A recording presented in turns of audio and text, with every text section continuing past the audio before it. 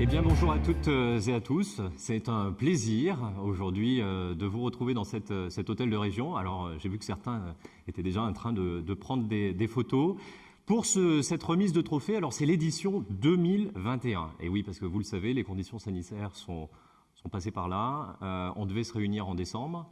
Ça n'a pas pu se tenir, mais on tenait quand même le journal Le Progrès et le Dauphiné Libéré, en partenariat avec la région, à organiser cette cérémonie pour la remise du trophée Mon Beau Village 2021. Alors, on a tous découvert le résultat, mais on va faire comme si on ne savait pas. On va maintenir un suspense incroyable jusqu'à la fin. Même si on a une plaque avec le nom d'un village de l'Ain, mais on va faire le focus sur l'ensemble des villages et le suspense. Donc cette édition est une édition inédite puisqu'il s'agit d'élire le plus beau village, mon beau village de nos 9 départements qui étaient en compétition. Alors, les lecteurs et les lectrices étaient au cœur de cet enjeu de l'élection, et c'est une élection, on va dire, inédite pour des villages de moins de 5000 habitants, pour la mise en valeur de la ruralité.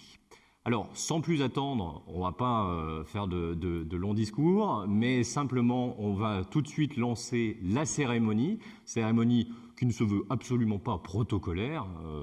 Je ne suis absolument pas protocolaire, comme vous pouvez le constater, mais une cérémonie où on va se balader un petit peu à travers les départements de l'Auvergne et de Rhône-Alpes pour visiter des petits lieux insolites et pittoresques.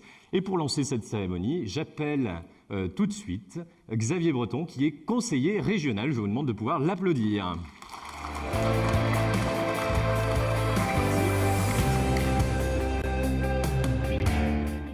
Alors, Monsieur Breton, bonjour. Bonjour. Vous êtes un peu l'ambassadeur aujourd'hui de la région Rhône-Alpes-Auvergne. La ruralité, pour la région, qu'est-ce que ça représente? Quel est l'enjeu par rapport à ça? Tout d'abord, je voudrais vous souhaiter la bienvenue dans cet hémicycle Georges Pompidou et au nom de Laurent Wauquiez, vous accueillir dans cet hôtel de région. La ruralité, c'est quelque chose d'important. Bien sûr, quand on est dans une région où on a des métropoles comme Lyon, comme Grenoble, comme Saint-Étienne, comme Clermont-Ferrand, ce sont effectivement des pôles très importants. Mais il ne faut pas oublier tout ce monde rural qui a son dynamisme propre. Et je crois que ça existait déjà dans la région Rhône-Alpes avant, ça existait également dans l'Auvergne, et maintenant Auvergne-Rhône-Alpes, eh bien c'est effectivement cette combinaison de pôles métropolitains qui sont importants en termes de rayonnement, de visibilité, mais c'est également tous ces espaces ruraux dans lesquels il y a une vie qui est importante, bien sûr la vie associative, bien sûr la vie culturelle, mais également une vie économique qui a toute sa place dans notre région. Alors justement, vous faisiez le parallèle avec la vie de ces villages, la vie économique, et on sait que beaucoup de villages ruraux s'appuient sur le tourisme. Alors le tourisme en Auvergne-Rhône-Alpes, on pense bien évidemment aux stations de ski. Alors là, la saison a été quand même mieux lancée que la saison précédente. Est-ce que vous pouvez nous en dire 2 mots? Oui, je crois qu'effectivement, après les années des saisons qui ont été marquées, bien sûr, par cette crise sanitaire, on a pu bénéficier à la fois d'un enneigement qui était important, mais également de la réouverture des stations. On sait que la montagne, c'est important, bien sûr, pour toutes les stations des Alpes. Et puis, je crois que c'est aussi tout le tourisme qui est en train de repartir. On a d'autres atouts dans notre région, avec l'Ardèche et la Drôme, qui sont des départements très attractifs, avec le thermalisme aussi, qui est une activité importante, avec les volcans pour l'Auvergne, donc autant là aussi de phares dans notre région. Et puis il y a toutes ces communes qui mettent en avant leur patrimoine, leur culture à l'occasion de manifestations, et bien qui retrouvent vie. Je crois qu'on peut se réjouir aujourd'hui de revoir un calendrier où les gens ont le plaisir de se retrouver et où à nouveau on peut mettre en valeur notre patrimoine. Alors la mise en valeur du patrimoine et du tourisme, du coup, c'est un fer de lance de la région. On a vu le président récemment, par exemple, dans la Loire, qui donnait les richesses qu'il pouvait y avoir. Donc, quels sont les moyens consacrés par la région pour la promotion? Les moyens, c'est effectivement à la fois de s'appuyer sur un patrimoine, mais aussi de le tourner vers l'avenir. Il va y avoir, par exemple, un nouveau pôle qui va être à Gergovie, qui est un haut lieu de notre histoire nationale, qui va être valorisé. Je crois que c'est là-dessus où la politique touristique, c'est bien sûr Auvergne-Rhône-Alpes Tourisme, qui est un peu le fer de lance en termes de politique touristique, en lien avec les départements. Je crois que c'est aussi important qu'on ait ce travail avec les conseils départementaux et avec les offices de tourisme ensuite locaux. Et puis c'est ensuite, la région peut avoir effectivement un effet levier important en termes de rayonnement au niveau national et international. Et c'est là-dessus où c'est toutes ces politiques qui se mettent en œuvre pour qu'effectivement le tourisme soit un facteur d'attractivité, mais c'est également un secteur d'activité économique qu'il faut absolument développer dans notre région. Très bien. Merci pour ces explications. Donc on a bien compris ces deux penchants, les métropoles et puis la ruralité qu'il convient de mettre en avant et que l'on met en avant par cette cérémonie Mon Beau Village 2021. Puis après on aura Mon Beau Village 2022. Alors vous ne partez pas trop loin, puisque vous serez amené à remettre la fameuse plaque à la fin de cette cérémonie à un village dont on ne connaît toujours pas le nom. Au bout du suspense, là. Mais en tout cas, je voudrais remercier aussi le Progrès et le Dauphiné libéré d'avoir pris cette initiative. La région s'y est associée avec plaisir, parce que je crois que le patrimoine, c'est quelque chose qu'il faut faire vivre. C'est bien sûr quelque chose qui existe. Et là-dessus, toute la région est là aussi en soutien, notamment pour les communes, parce que c'est quelque chose qui est très lourd en termes d'entretien, de maintenance et ensuite de valorisation. Mais c'est aussi le travail des associations qui font un travail formidable pour mettre en valeur le patrimoine, pour continuer à le faire vivre. Et je crois que cette initiative qui a été prise par le Progrès et le Dauphiné, qui est relayée par la région, va vraiment dans le bon sens pour une valorisation du patrimoine, valorisation à laquelle nous sommes très attachés. Très bien. Écoutez, merci. On vous laisse regagner votre place. Et puis, pour nous, place désormais à l'exploration des différents sites et des finalistes. Il y en avait 9 cette année. Et je vous propose tout de suite de mettre le cap sur notre premier site.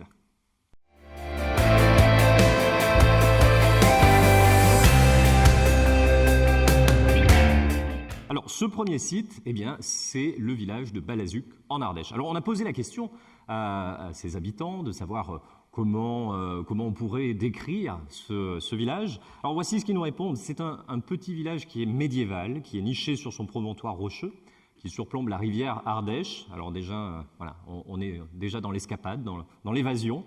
Et il est agréable de pouvoir déambuler, notamment dans le labyrinthe des Calades. Alors vous pouvez retrouver l'ensemble des photos juste en arrière-plan. Il est riche de son patrimoine architectural et notamment dominé par un patrimoine du Moyen-Âge, parmi lesquels on peut admirer donc l'église romane, le château, les remparts, la tour carrée et la tour de la reine Jeanne. Balazuc a su conserver son authentique qui fait désormais sa renommée internationale. Voilà pour ce beau village d'Ardèche de Balazuc. Je vous propose de continuer. On passe d'un département à l'autre et place tout de suite à la Loire.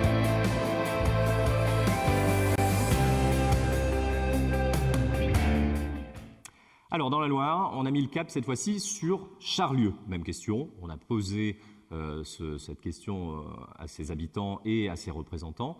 Comment peut-on décrire le village de Charlieu ? C'est situé à l'extrême nord du département de la Loire, au bord de la rivière le Sornin. Donc Charlieu offre un patrimoine d'une richesse extraordinaire, notamment au port de la Bourgogne et du Beaujolais, et bien évidemment du Forêt. Cette cité médiévale, là aussi, est traversée par le chemin de Saint-Jacques-de-Compostelle et par une voie verte reliée à la Loire. Elle est renommée notamment pour son abbaye clunisienne, ses musées hospitaliers et de la soierie, et puis son église et ses stalles, pour le charme de ses maisons anciennes en pierre jaune ou en pan de bois, et puis son dynamisme commercial et sa gastronomie avec, on le sait moins, l'andouille de Charlieu. Alors, la cité est animée par de nombreuses festivités, les grandes fêtes de la soirée, les festivals. Donc, le rayonnement du passé inspire cette commune pour l'avenir de demain. Et puis, on avait pu le constater, notamment en pleine crise sanitaire, où ils avaient su faire preuve d'ingéniosité. Voilà pour ce département de la Loire et le village de Charlieu. On continue, on part dans la Drôme. Tout de suite la Drôme.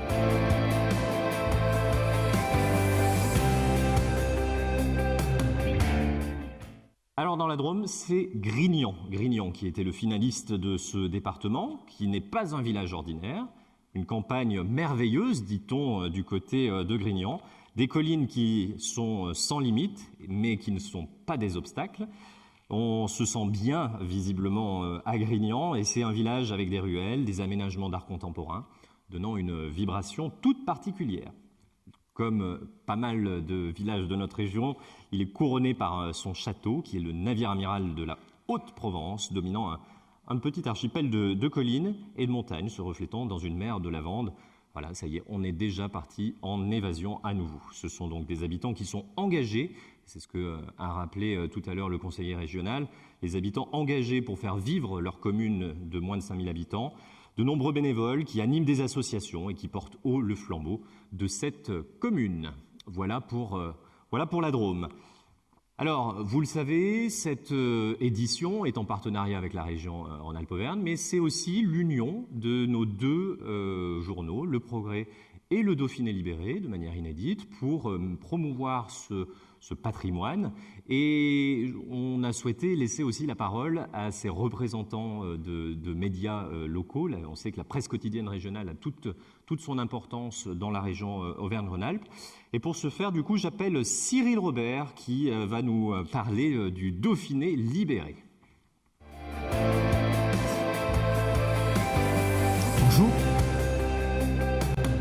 Bonjour Monsieur Robert, j'espère que cette cérémonie vous plaît et de la promotion en tout cas du patrimoine, on va dire Rhône-Alpes-Auvergne. Et je sais que pour le Dauphiné, c'est une importance particulière parce que dans les colonnes, on aime justement relater ce qui se passe dans ces communes de moins de 5000 habitants, dans ces villages, les associations, etc. Est-ce que vous pouvez nous en dire un petit peu plus sur cette ligne éditoriale ?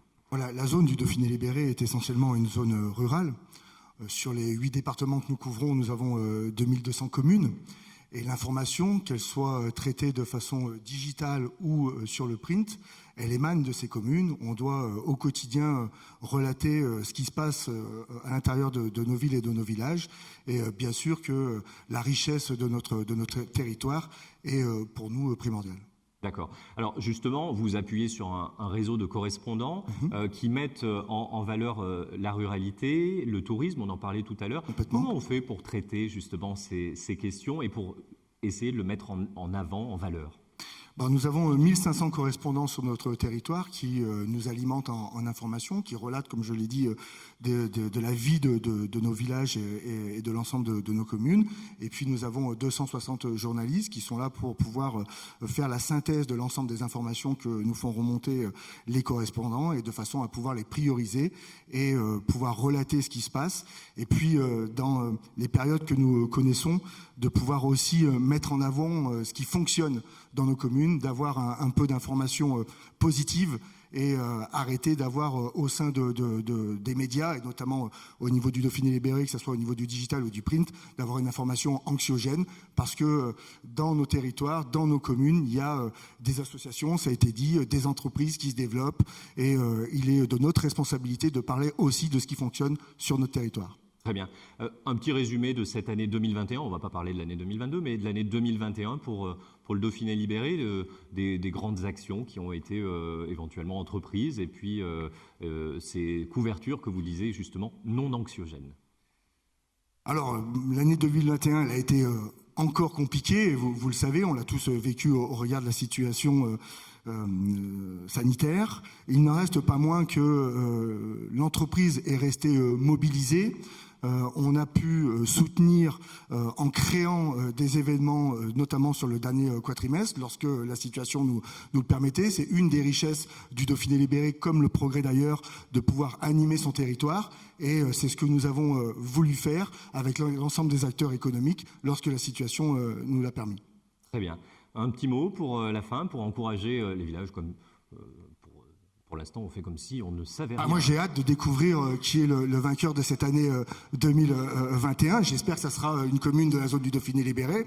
Enfin bon, ce qui est sûr, c'est que ça sera une commune de la région Auvergne-Rhône-Alpes. Je voudrais, puisque l'occasion m'en est donnée, saluer le travail des élus et notamment le travail des maires. Vous faites, mesdames et messieurs, et un certain nombre ici présents, vous faites un travail remarquable.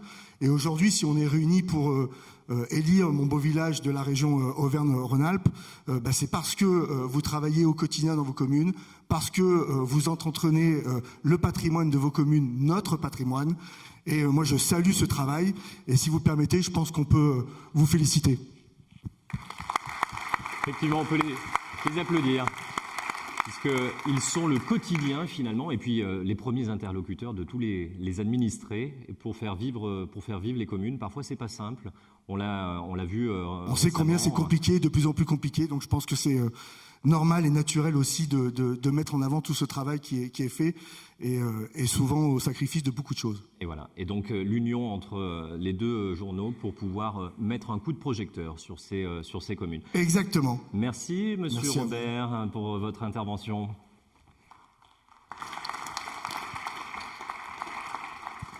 Eh bien, je vous propose de reprendre notre petite visite de nos beaux villages, et on va prendre le cap de l'Ain pour le village de Méyonas.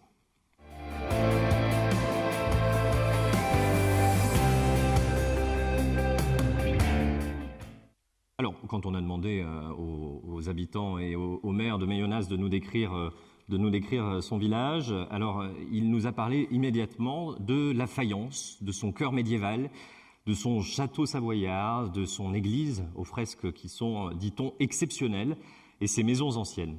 Et puis il nous a aussi parlé de la nature qui offre de beaux panoramas, notamment aux randonneurs. Et puis Méyonas a abrité de nombreuses personnalités qui lui ont porté d'ailleurs sa notoriété culturelle, toujours développée par l'association RECAM actuellement. Donc une richesse de ce patrimoine, et les habitants de Méyonas se sont mobilisés pour peut-être voter et élire, on ne sait pas, ce village. Donc en tout cas, voilà, vous voyez les différentes photos qui circulent, la faïence, etc. Donc le beau village de Méyonas. On continue. On va aller cette fois-ci dans l'Isère, à Pont-en-Royans.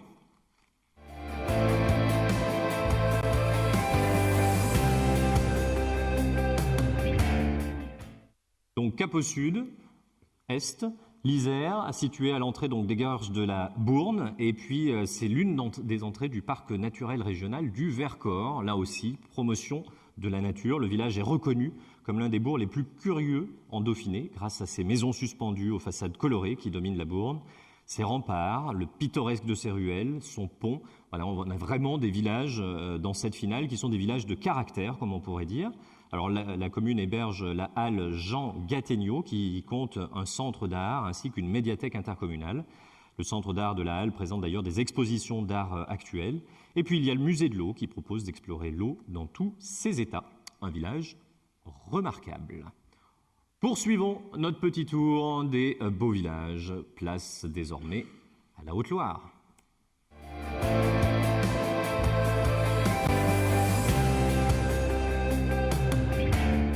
Alors, effectivement, en Haute-Loire, Saint-Didier-en-Velay, on est à quelques encablures de Lyon et Saint-Étienne, département cher au président de la région. C'est une cité médiévale qui est remplie de charme et d'histoire. La commune était au Moyen-Âge le centre d'une des principales baronneries du Velay, puis à l'époque industrielle, un haut lieu de la passementerie. Donc le centre-bourg est composé de rues pavées, de très nombreuses maisons bourgeoises, de places typiques et d'une église inscrite aux monuments historiques. De véritables trésors donc se cachent à Saint-Didier-en-Velay. Ce patrimoine est entretenu et restauré, comme la halle récemment rénovée. Donc Saint-Didier est un beau village grâce notamment à son activité, ses commerces de proximité, ses animations et son célèbre carnaval qui a été importé d'Italie, m'a-t-on dit, au XVIe siècle. Donc ça ne date pas d'hier. Le village est aussi une destination touristique idéale pour les amoureux de la nature. Et la commune, d'ailleurs, possède un camping, une piscine d'été et de nombreuses chambres d'hôtes. Un village, donc, à découvrir sans modération en Haute-Loire. Vous avez constaté, on fait des petites pauses, des petites coupures. Donc, du coup, cette fois-ci, on accorde une petite pause pour le journal Le Progrès, cette fois-ci. Et pour nous parler de ce quotidien, j'accueille tout de suite Jean-Didier Derry. Le voici, je vous demande de l'applaudir.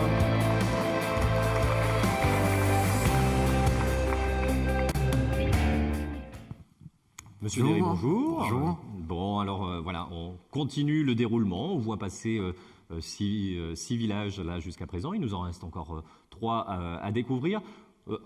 Comment la rédaction du Progrès a pu justement mettre en avant ce côté rural, ce côté pittoresque.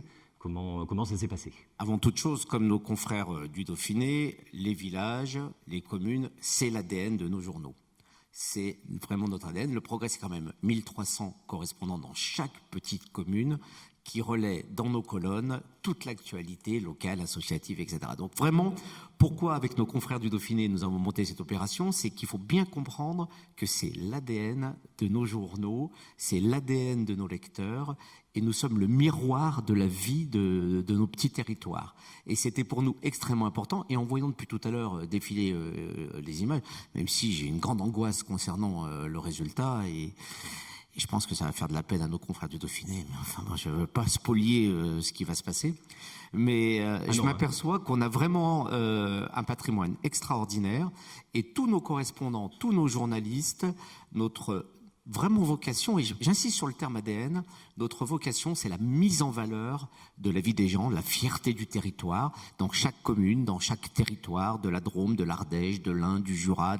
Il y a une espèce de fierté du territoire. Tout à l'heure, je souriais avec vos andouilles, mais vous avez dans chaque... De Charlieu. Ouais. De Charlieu, oui. Mais vous avez dans chaque commune une spécialité culinaire, un vin, allez goûter les grenouilles de la Dombe, vous voyez, vous avez vraiment quelque chose que nous, dans nos colonnes, on tente de faire vivre, et on est les seuls à pouvoir le faire. Donc le fameux terroir, cette proximité. Oh, c'est méprisant, ça, le fameux terroir. Non, c'est la vraie vie des gens. Pas le terroir, la vraie vie des gens. Donc nos lecteurs sont dans les communes. On est dans finalement une presse quotidienne régionale, miroir et témoin de... Miroir et acteur. Et tout à l'heure, mon confrère du Dauphiné remerciait les élus, j'en profite pour en faire autant. Parce que les élus font vivre aussi. Et puis vous savez, aujourd'hui, d'être maire d'une petite commune, c'est pas ce qu'il y a de plus facile. Et quand on connaît l'existence du maire d'une petite commune, des fois on se demande encore pourquoi il y en a autant. Parce que c'est extrêmement compliqué. Je tenais également à vous remercier et à vous féliciter pour faire vivre vos villages, pour mener des actions et surtout pour les faire vivre. Parce que les petites associations que vous avez évoquées, ce sont ces associations qui gèrent le patrimoine, ce sont les associations qui vont rénover une vieille église, une rue. Et sans ce mouvement associatif, nos villages n'auraient pas cet éclat. Bon. Vous voyez ma satisfaction, parce que peut-être le résultat va peut-être m'enchanter. Ah ben ça, on ne sait pas. En tout cas, je suppose que tout s'est bien passé dans ce partenariat entre le Progrès, la région Auvergne-Rhône-Alpes et le Dauphiné pour justement promouvoir... Pourquoi voulez-vous que ça se passe mal? Ah, je ne sais pas. Je vais vous poser la question très déjà, je rappelle qu'avec nos amis du Dauphiné, on est dans le même groupe de presse, donc c'est la même famille. Donc, il n'y a aucune difficulté. Puis avec la région, non, tout va bien, je vous rassure. Vous étiez inquiet? Non, alors moi je n'étais absolument pas inquiet. Mais ça va mieux en le disant. Donc, effectivement, suspense malgré tout. Insoutenable, mais je suis très heureux. Bon, voilà, écoutez, merci en tout cas. Merci à vous en tous les cas. Monsieur Derry. Au revoir. Merci.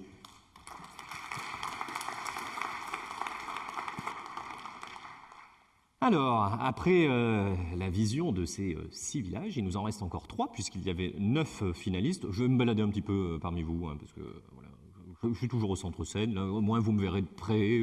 Voilà. Alors, cette fois-ci, on met le cap sur Bonneval-sur-Arc, et nous partons en Savoie.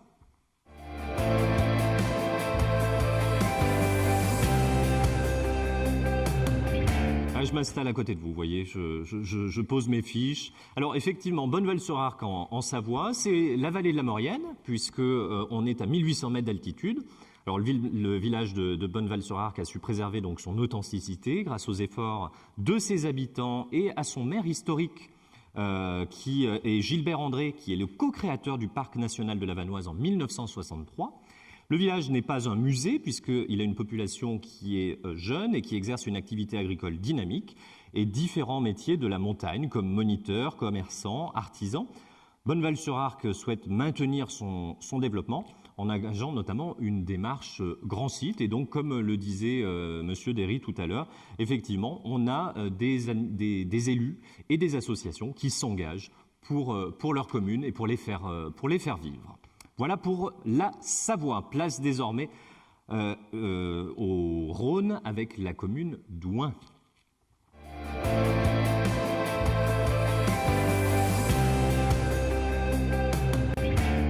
Alors pour qu'il n'y ait pas de jaloux, je viens voir ce qui se passe par ici. J'espère que tout se passe bien par là. Tout va bien. Bah écoutez. Ah oui, vous voyez. Hein. Alors du coup, Ouin, c'est une ville qui cultive le plaisir des sens. On peut admirer la vue depuis sa tour dominant les pierres dorées. Goûter ces vins Beaujolais, vous voyez, vous en parliez tout à l'heure. Voilà. Donc le vin Beaujolais avec modération, bien évidemment, et les plats raffinés de ces restaurateurs. Et en foulant le pavé, on peut rencontrer de nombreux artisans d'art. Le village vibre, dit-on, du côté de Ouin, en septembre d'ailleurs, au rythme du son des orgues de Barbarie. Il y a aussi ce qui règne, la lueur et de la magie de Noël en décembre, avec le scintillement de centaines de crèches. Et quand l'étonnante lumière forme un halo doré à l'heure du couchant, vous voyez, on le voit ici, c'est magnifique. Ouin est une belle destination historique, culturelle et artistique. Voilà pour la commune d'Ouin dans le Rhône. Je salue d'ailleurs la présence aujourd'hui de notre Miss Rhône-Alpes qui est parmi nous, mais quel plaisir. Et place tout de suite à la Haute-Savoie.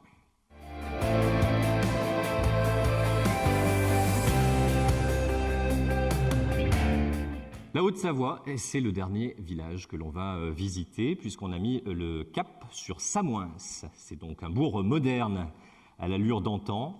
Maison savoyarde typique, solide demeure de pierre, grande ferme authentique et chalet qui se partagent donc cette vallée qui est à fond plat et a un environnement naturel exceptionnel. Ce village est vivant et animé. Samoins d'ailleurs regorge de véritables trésors comme le jardin botanique alpin, la Grenette, et donc invite les amoureux du patrimoine et des vieilles villes à écouter parler l'histoire. Voilà, donc on vient de faire le tour de l'ensemble de ces villages, 9 villages d'exception pour cette saison 2021. Et bien évidemment, nous allons sans tarder remettre le trophée au village qui a reçu le plus de suffrages de la part des lectrices et des lecteurs du Dauphiné libéré, mais aussi du Progrès. Ça, c'est pour l'édition 2021. Et puis, pour les villages qui n'ont pas eu la chance de gagner cette édition, ils peuvent à nouveau concourir pour l'édition 2022, je vous en dirai 2 mots tout à l'heure, édition 2022 qui a débuté, et puis on sera sans doute amené à se revoir pour la remise du trophée 2022. Mais suspense à son comble, on l'a entretenu jusqu'au bout. On ne sait pas qui va gagner.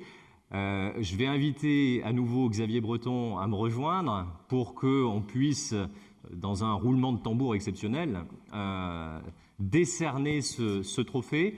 Alors, avant de donner le nom, on va lancer le top départ avec un magnifique écran qui va nous révéler le vainqueur de cette année. Monsieur Breton, je vous laisse lancer le top départ. Quand vous direz top, la régie va magnifiquement allumer les écrans. C'est quand vous voulez. Eh bien, d'une voix tremblante, je dis top.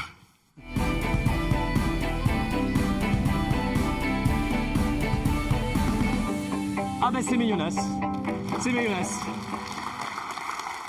Alors je crois qu'on dit d'ailleurs Méyona, voilà, et non pas Méyonas. Non, les AS on les dit pas, il y a plusieurs communes avec des AS dans notre secteur, et donc c'est bien Méyona. Et c'est bien Méyona, donc félicitations, on va inviter Jean-Pierre Aragon à venir nous rejoindre sur scène pour recevoir ce trophée. Alors rappelons que les internautes ont donné la victoire au village de l'Ain avec 30% des suffrages. 30% des voix sont allées chez vous. Et puis, vous étiez suivi de près par la commune de Samoins avec 20% des voix. Et enfin, c'était la Loire qui montait sur la 3e marche du podium avec 12% des voix. Félicitations, Monsieur Aragon. Merci, c'est vraiment une surprise. Oui, alors, c'est vrai que c'est une surprise. Vous allez simplement remettre la plaque juste après, le temps pour nous d'en connaître un peu plus sur vous, sur votre commune, sur vos administrés, sur votre équipe municipale. Alors justement, qu'est-ce que ça représente pour vous, ce trophée aujourd'hui ? Ah, c'est un trophée, il y a longtemps qu'on l'attendait, puisque la réponse est tombée juste après la fin du concours, c'était en mi-juillet, je crois, ou fin juillet. On a eu la réponse définitive en décembre, je crois. En décembre, c'était d'ailleurs à ce moment-là qu'on Donc là, entre-temps, on s'est dit, bon, bah, c'est mort, si on n'a pas de réponse ni rien. Pourtant, j'ai appelé plusieurs fois les journalistes, il n'y a pas une qui a... Personne n'a lâché. Personne n'a lâché. A lâché l'info. Bon, la réponse est quand même tombée mi-décembre. Bon, question météo, c'est pas tombé au bon moment. On a eu 2 mois de brouillard, de froid et tout ça. Bon, les touristes ne sont pas venus, évidemment. Mais là, ça commence à arriver sérieusement. Et vraiment, le nom, il commence à être porté dans le département et dans la région. D'accord, donc vous voyez arriver des gens. Oui, Alors oui. là, la saison estivale va arriver, donc c'est vraiment l'occasion de mettre ce coup de projecteur. Tout à fait. À quoi vous vous attendez? Est-ce que vous avez dû réaliser des aménagements justement pour éventuellement accueillir Pas d'aménagement encore, mais on a pris conscience de ce qui n'allait pas, certaines choses qui n'allaient pas, qui pour nous étaient évidents. Ne serait-ce que les containers poubelles qui étaient au milieu du village et qui ont leur utilité, mais qui gênent les photographes, les touristes qui viennent prendre des photos. Et évidemment, il y a un container à poubelle qui est mal placé. Bon, ce genre de choses, on n'y avait pas pensé. Des questions très pratico-pratiques. Voilà. L'église n'est pas suffisamment ouverte pendant la journée. Alors comment vous allez faire? Vous allez faire appel à des bénévoles, des associations? Mais il y a déjà des bénévoles qui s'en occupent. Bon, on va les solliciter encore plus, de manière à ce qu'ils ouvrent, que la plage horaire soit ouverte plus longtemps. Faut qu'on fasse attention aux déchets. On a eu pas mal de masques qui traînaient par terre. Les gens, en sortant de la voiture, faisaient tomber leurs masques, ne les ramassaient pas.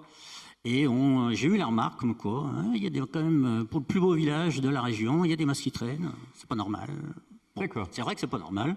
Donc on va mettre l'accent là-dessus, sur des choses qu'on n'avait pas imaginées au départ. Bon. Combien d'habitants à Meillona? 1400. 1400 habitants. Je suppose que pour eux, c'est une petite fierté Oui, bien sûr. D'avoir. Oui, surtout que tout le monde s'est bien mobilisé. D'ailleurs, si on a fait un score comme ça, c'est que l'équipe qu'on était pour monter le projet, on a su donner je pense qu'on a su, c'est ça qui a fait la différence, on a su donner vraiment l'impact à tout le monde, de faire connaître ce village à tout le monde, et ces personnes-là ont encore diffusé encore plus dans leur contact, de manière à ce arriver à un score comme ça. Sinon, on n'a pas bourré les urnes, comme dit un peu la commune voisine qui était concurrente avec nous et qui a perdu. Bon. D'accord, bon, Voilà. c'est de bonne guerre. Voilà, c'est de bonne guerre, c'est la guerre de clochers, c'est normal. Bon, très bien. Là, c'est la phase budgétaire, il me semble, dans les communes. On est au mois de mars. Est-ce Oui. qu'il y a des investissements majeurs qui vont arriver sur Des la investissements. Alors déjà, on a le projet de l'année, c'est-à-dire, on voudrait sécuriser vraiment la départementale qui traverse tout le village, D'accord. en rajoutant, sécurisant, limiter la vitesse et rajouter des chemins piétonniers, parce que pour l'instant, il y en a quelques-uns, mais on est loin de faire toute la traversée. Oui. Et le projet, là, je dirais, du mandat, c'est réhabiliter le cœur du village, parce qu'on a deux bâtisses, dont une, on ne sait pas trop d'ailleurs si elle tient suffisamment debout pour la conserver. Donc il faut qu'on voit vraiment la solidité de cette bâtisse. Soit on la tombe, si on fait autre chose, soit on la réhabilite. Et puis on a une autre bâtisse, qui est l'ancienne boulangerie, qui faisait partie, à l'époque, c'était la porte d'entrée de la cité médiévale de Meillona. Donc c'est une maison qui a plus de 700 ans. Et donc pour l'instant elle est libre, la commune l'a rachetée et on voudrait ramener les commerces, centraliser les commerces sur la place de la mairie. Très bien. Écoutons, on viendra voir tout ça grâce au réseau de souci. correspondants. Alors pour le coup, là, Vous êtes les bienvenus. C'est la zone Progrès, mais il se passera la même chose dans la zone Dauphiné. Écoutez, Monsieur Breton, je vous propose de remettre cette plaque, et puis je vais inviter, en même temps qu'on fait cette remise de plaque, l'ensemble des maires qui étaient finalistes, et puis le représentant du Progrès, Monsieur Derry, et le représentant du Dauphiné, Monsieur Robert, à nous rejoindre pour procéder à cette remise solennelle et à la photo finale, comme on dit. On peut encore Merci, l'applaudir. ils ont su mettre la barre très haute, donc ça nous a permis de... Oui, on va inviter aussi Miss Rhône-Alpes, qui nous fait l'honneur d'être présente. Voilà. Merci. Bravo. Merci. Hop, je vous laisse vous regrouper. Alors, Monsieur le maire, à côté de Monsieur Breton, pour recevoir cette plaque. Je la décale. Et aussi la manutention, regardez, hop, voilà. Fierté beaucoup de plaisir et de fierté à vous remettre ce trophée du Mon Beau Village 2021. On peut l'applaudir.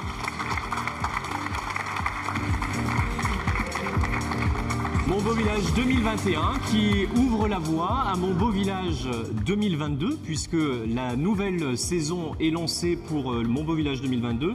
Donc tous les villages seront exposés du 10 avril au 15 mai par le Dauphiné, par le Progrès en partenariat avec la région Rhône-Alpes pour la finale départementale. Et du 23 mai au 4 juin, on remettra les prix aux gagnants départementaux dans leurs mairies respectives. Et ensuite, le 12 juin, on présentera ces fameux 9 villages qui seront finalistes. Puis le Dauphiné libéré et le Progrès permettront aux lecteurs et lectrices à nouveau de voter. Et là, ça sera la finale régionale avec l'ouverture des votes à partir du 12 juin jusqu'au 26 juin. Et le 26 juin, eh bien, on stoppe tout, on ne bourre pas les urnes, hein, monsieur Aragon, comme vous avez dit. Et le résultat sera début juillet pour cette édition 2022. Donc finalement, vous ouvrez la voie aux prochaines éditions.